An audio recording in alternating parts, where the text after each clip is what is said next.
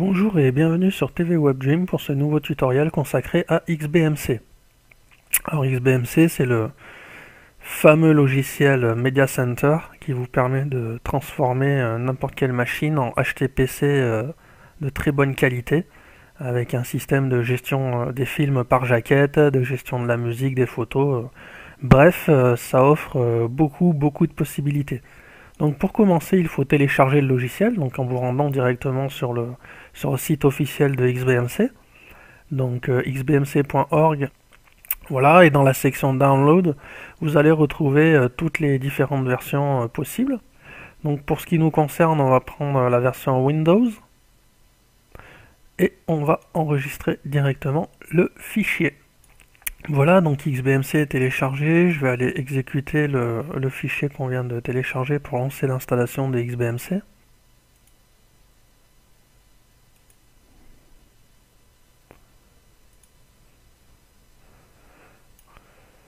Donc on prend les options par défaut. I agree. Donc vous laissez tout sélectionner. Vous laissez le répertoire par défaut. Moi je le change parce que mon disque de stockage CD. Next.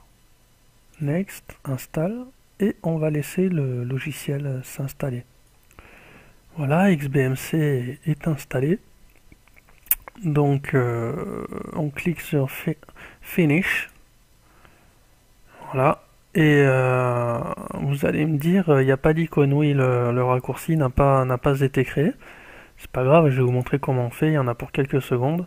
Donc menu démarrer, tous les programmes, on va aller chercher XBMC, qui est ici, voilà. Clic droit sur XBMC, envoyer vers, bureau, créer un raccourci, et oh magie, on a notre raccourci qui est créé en quelques secondes. Donc on va pouvoir lancer XBMC. Voilà, donc au premier démarrage, il me demande si je dois ouvrir l'accès à mon firewall. Je mets autoriser l'accès. Et voilà, je me retrouve dans XBMC. Alors la première chose qu'il peut être intéressant de faire, c'est de passer le logiciel en français. Donc pour me déplacer dans XBMC, je peux soit utiliser sur cette interface la souris, soit directement, ce qui est plus rapide pour moi, les touches fléchées, donc droite-gauche et au bas, pour passer d'une option à l'autre. Donc je vais dans Settings, Appearance, je vais descendre sur International, et là, je vais passer en français.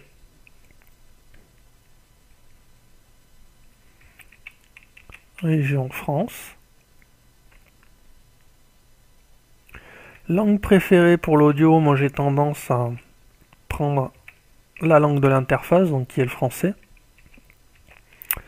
Et voilà, donc touche échappe pour revenir en arrière, hop.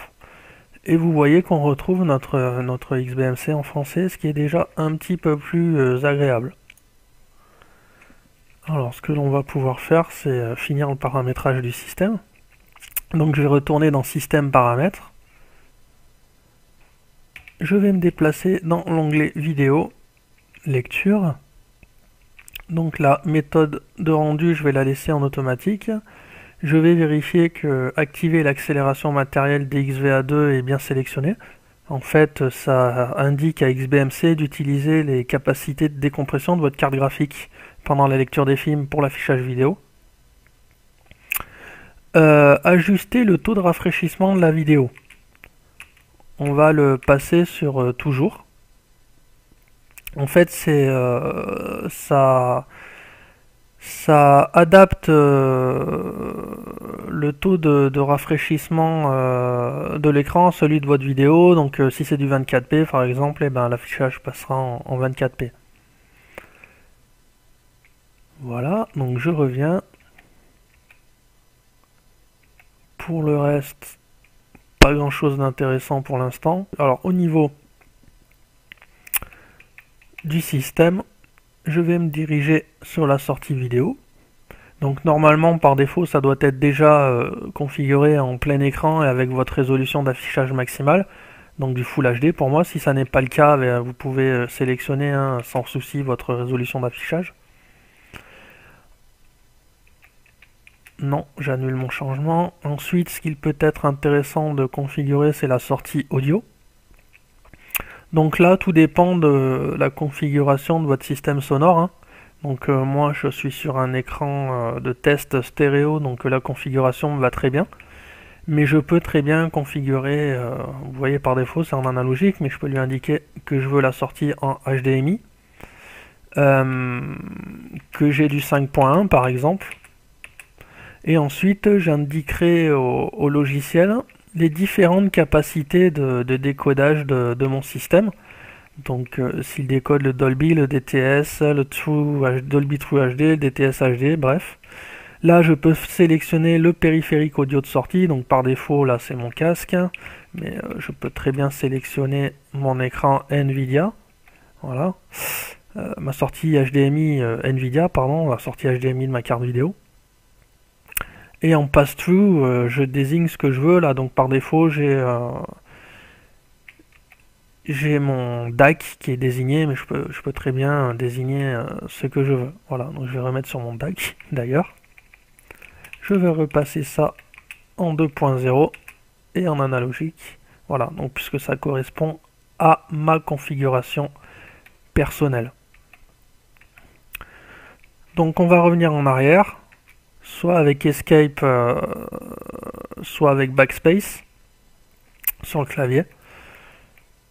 Et donc là, voilà, donc on a configuré la base de XBMC au niveau de la vidéo et du son.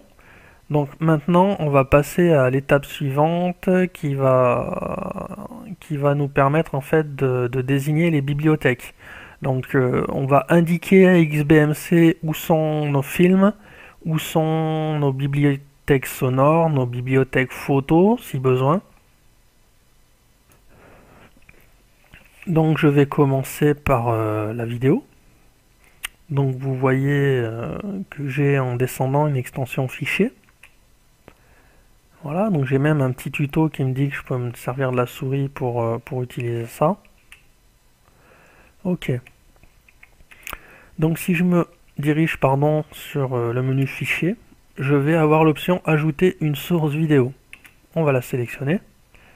Je vais prendre l'option parcourir. Voilà, donc là automatiquement j'ai accès à tout un tas de chemins, donc directement au disque que j'ai dans ma machine, hein, CED. J'ai accès à tout un tas de choses, protocole de réseau fichier NFS, réseau Samba, UPnP, bref, XBMC connaît la plupart des protocoles réseau. Donc moi j'ai un réseau en Samba, j'ai aussi un protocole NFS, mais je pense que pour la plupart d'entre vous ce sera du Samba pour ce qui est du réseau. Donc on va rester dans ce protocole là. Pour ceux qui ont directement les films stockés sur la machine sur laquelle ils exécutent XBMC, et bien ils sélectionneront directement leur disque de stockage, hein. Par exemple pour moi c'est le disque D. Voilà, il m'a découvert ce que j'avais sur le réseau, donc je vais aller sur mon NAS. Sur mon NAS dans la section multimédia, film. Alors j'ai fait un petit classement avec des fichiers de test, hein, pour vous montrer que vous pouvez avoir toute une sorte de répertoire et que tout est gérable par XBMC. Je vais prendre par exemple le répertoire enfant. On va mettre OK. Donc mon répertoire est bien désigné, mon chemin Samba s'est affiché automatiquement. Je peux descendre jusqu'à OK. Ensuite, le logiciel va me demander de désigner un scrapper. Qu'est-ce qu'un scrapper? En fait, c'est grosso modo le site web à partir duquel XBMC va fabriquer les fiches des différents films. D'accord? Donc un scrapper, vous en avez qui sont directement intégrés par défaut dans XBMC. Comme donc pour film, on a The Movie DB. On a The DVB.com pour les séries. The AudioDB pour les clips musicaux. D'accord, donc on va prendre donc la partie film et The Movie DB, puisque c'est celle qui est désignée par défaut. Alors déjà, le logiciel me demande si chaque film est dans un dossier séparé libellé avec son titre. Pour moi, c'est le cas, c'est-à-dire que chaque film que j'ai mis dans mon répertoire que je viens de désigner a son propre répertoire et chaque film est désigné, le nom du fichier est en fait le nom du film, d'accord? Si pour vous, en fait, dans votre répertoire, les films sont sous forme de fichiers, qu'il n'y a pas de répertoire qui les sépare, vous sélectionnez pas cette option. Moi, je la sélectionne puisque j'ai créé un répertoire pour chaque film. Là, il me demande si je dois balayer les sous-dossiers, je laisse activer. Et avant de valider sur OK, je vais aller dans Paramètres. Dans Paramètres, voilà, il y a tout un tas de choses à paramétrer. La seule chose que je vais vous demander de faire, c'est la langue préférée, vous allez passer sur FR. Et pays favori de certification, vous allez passer sur FR aussi. Voilà. Et nous allons mettre OK. Je valide avec OK. Le logiciel XBMC me demande si je dois rafraîchir les informations de tous les articles du chemin. Je mets oui. Et vous voyez que XBMC est en train de m'analyser tous les films contenus dans mon répertoire. Et qu'il va, à partir de ça, me créer donc une base de données. Et je vais pouvoir donc naviguer directement dans mes films avec le résumé des films, les jaquettes, mais ça c'est ce qu'on va voir après, une fois qu'il aura terminé son scan. Donc XBMC a fini le scan.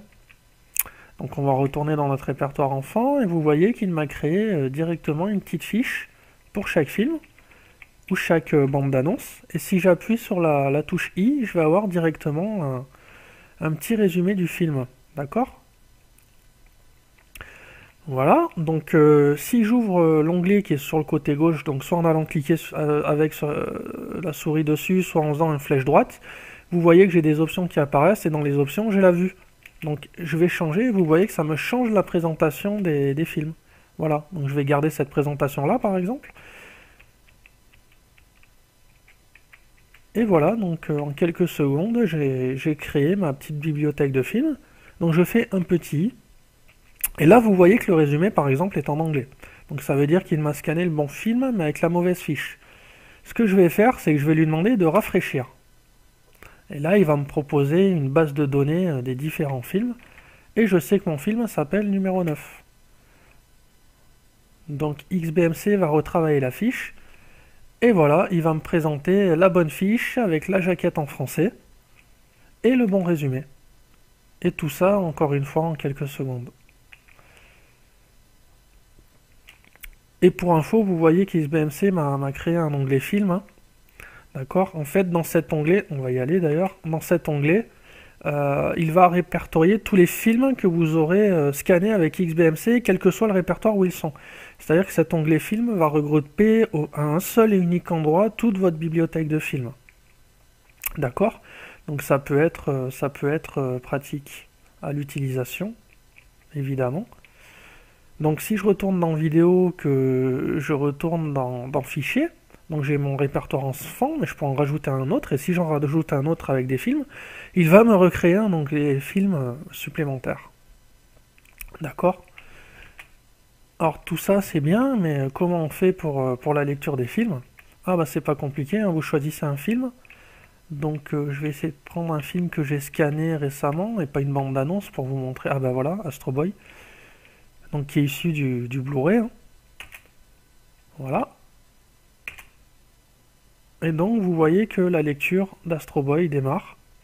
Donc on se retrouve avec... alors si on bouge... Voilà, vous voyez qu'on se retrouve avec une interface digne d'un Media Center, donc avec des options de pause, d'avance, et notamment les fonctions sonores qui vont nous permettre de choisir le flux audio et les sous-titres, de les activer ou de les désactiver.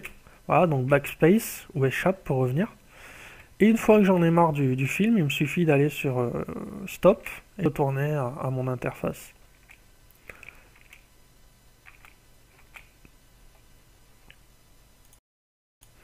Et donc ce que l'on vient de faire pour vidéo, c'est également valable pour musique par exemple. Si je vais dans fichier, je peux créer, ajouter une source, et donc scraper ma musique, je peux scraper mes photos aussi.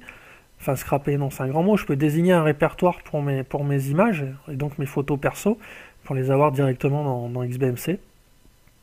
Et cela très simplement avec la même méthode que l'on vient d'appliquer. Donc vous voyez qu'en quelques minutes, nous avons installé XBMC, nous avons désigné nos premiers répertoires bibliothèques, nous avons fait la configuration de base aussi pour la vidéo et le son. Donc pour cette première mise en main, vous êtes déjà capable d'installer le soft et de commencer à l'utiliser.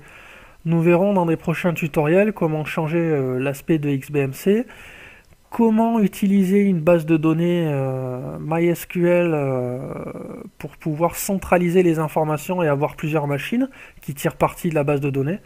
Bref, nous avons plusieurs choses à voir dans les prochains tutoriels, mais déjà vous êtes capable néanmoins d'utiliser les bases d'XBMC.